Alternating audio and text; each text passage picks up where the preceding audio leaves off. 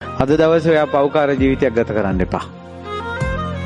වැරදිලා ඇති ඔයාලට කලින් ඔය හිත ඉන්නත් එපා. අනාගතේට මොනවද කරන්න කියලා මහා ලොකු ප්ලෑන් ගහගෙන ඉන්නත් එපා. ඇත්තටම සිද්ධ වෙන්නේ නොසිතපු දෙයක් නම් කුමට මහා ප්ලෑන් ගහනවද?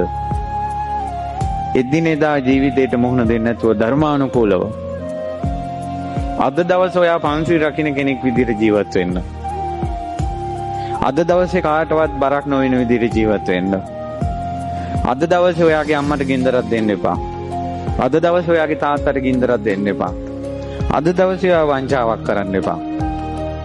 අද දවසේ ඔයා බණක් අහන්න. අද දවසේ ඔයා පිනක් කරන්න. අජ්ජේව කිච්ඡං ආතප්පං කෝ ජඤ්ඤා මරණං සුවේ.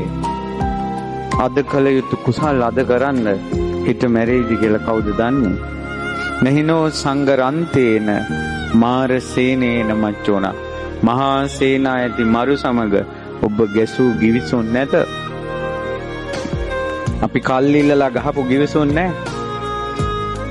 මම උනත් මේ බණ කියලා මේ අද්දින්ද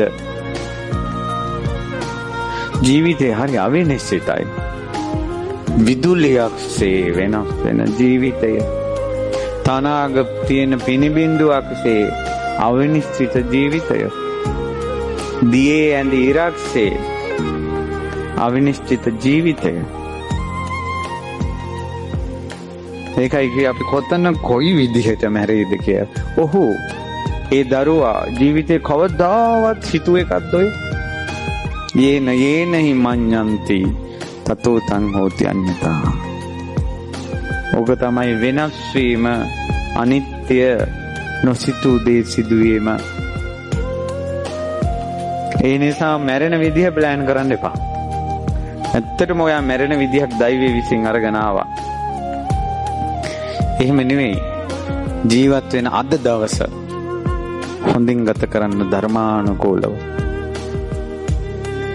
ශාස්ත්‍රඥ වහන්සේ ගැන ශ්‍රද්ධාවෙන්, සීලය ගැන පැහැදීමෙන් ගත කරන්න අද දවස.